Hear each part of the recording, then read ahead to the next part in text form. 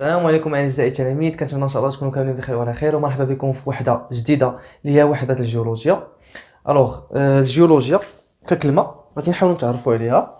الجيولوجيا او لا الجيولوجي. دونك هاد الكلمه هادي فهي كتكون اولا كتقسم لجوج كلمات.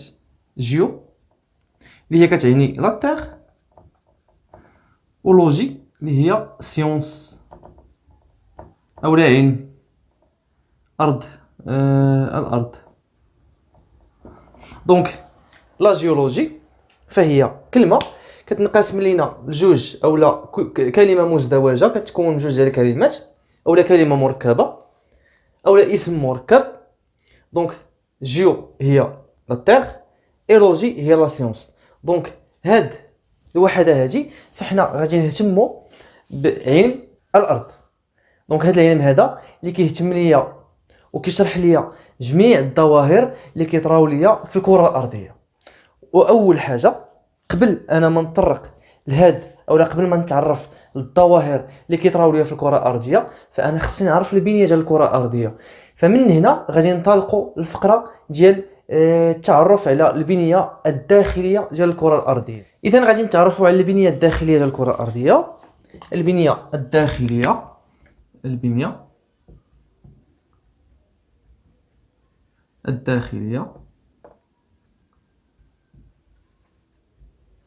للكره الارضيه.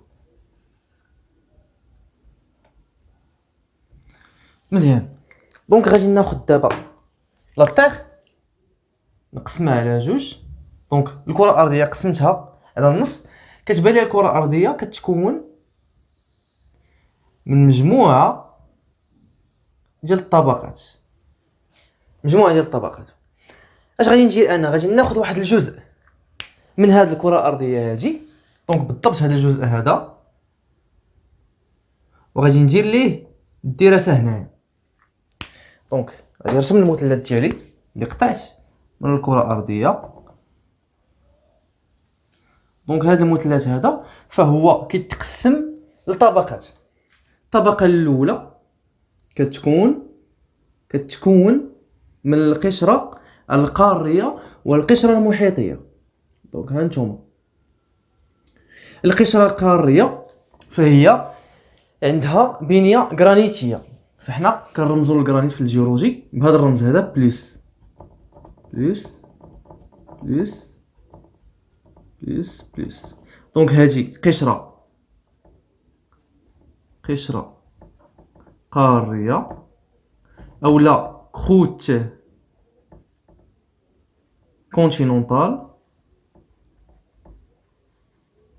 بالنسبه للناس ديال البيوف.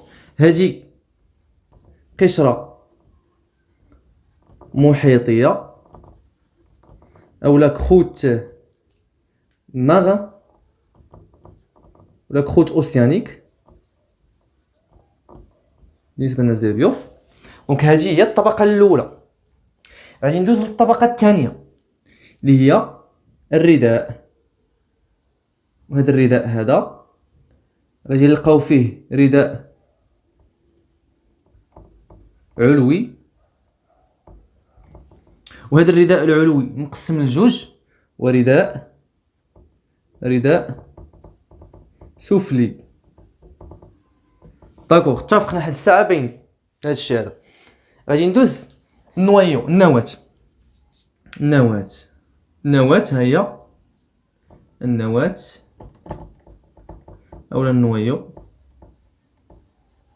هنا الرداء كنسميوه لو مونطو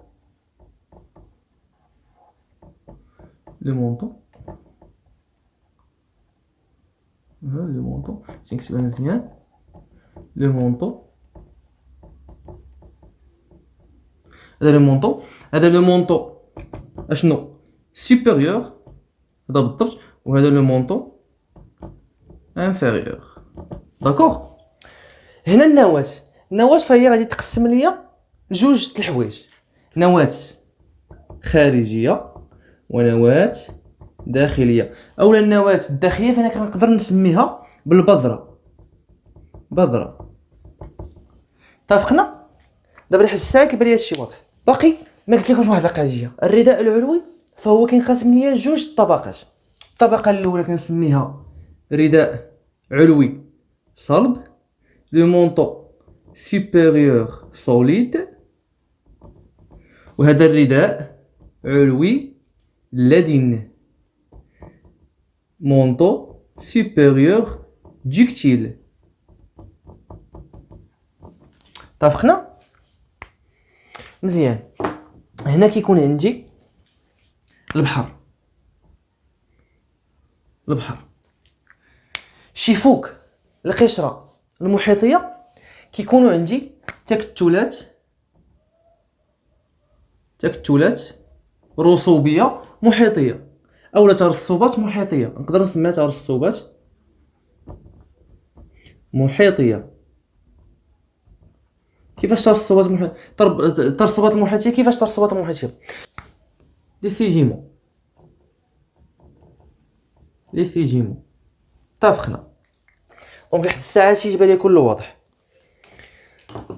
كنجيو كنلقاو قلنا واحد القضيه اخرى. نسينا ما قلنا واحد القضيه، بان هاد النواه الخارجيه فهي ليكيد. كيفاش ليكيد؟ سائله. هذه حاجه اخرى. واحد المعلومه اخرى كنسمعوا بالليتوسفير وكنسمعوا بالاستيونسفير. هاد الليتوسفير اشنا هو الليتوسفير؟ بعدا نبداو بالاستيونسفير. الاستيونسفير هو من الاخر هو الرداء العلوي اللدين. الرداء العلوي اللدين، لو مونطو سوبيريور ديكتيل. اتفقنا؟ والليتوسفير هو المجموع ديال القشره القاريه زائد القشره المحيطيه. دونك قشره قاريه زائد قشره محيطيه. هادشي علاش كنزيدو عليه هاد الرداء العلوي الصلب، لو مونطو سوبيريور سوليد. دونك الرداء العلوي الصلب. دونك هذا هو الليتوسفير. كتبقى لنا حاجه اخرى عاوتاني ما بين طبقات. ضروري غادي يكون عندي واحد الحد، غادي يكون عندي فاصل كيفصل ليا ما بين طبقه وطبقه. الفاصل اللي كاين عندي ما بين النواه الخارجيه والنواه الداخليه هو الفاصل ديال، ها هو هنا تيكون هنا بالضبط، هنا تنسميوه حد ليمان. دونك هذا الحد الاول. كاين حد اخر عاوتاني اللي هو كيفصل ليا ما بين الرداء السفلي والنواة الخارجيه. دونك هو هذا غادي نسميوه غوتنبرغ.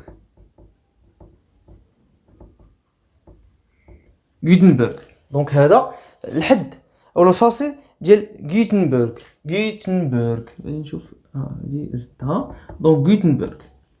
كاين عاوتاني واحد الحد اخر اللي هو هنايا كيفصل ليا ما بين الكروت كونتينونتال الكروت زائد الكروت اوسيانيك والرداء العلوي الصلب اللي كنسميوه حد موهو.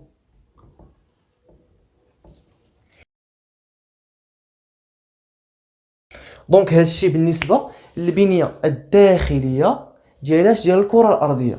دونك انا قبل ما نتعرف على الظواهر وعلى المسائل اللي كطرى ليا في الكره الارضيه فانا خصني نتعرف على البنيه ديالتها.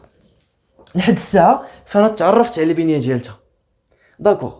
كاين عندي واحد المصطلح في العنوان ديال الدرس اللي كيقول لك الظواهر. سميت العنوان ديال الدرس هو ظواهر الجيولوجيه المصاحبه لنشوء السلاسل الجبليه وعلاقتها بتكتونيه الصفائح.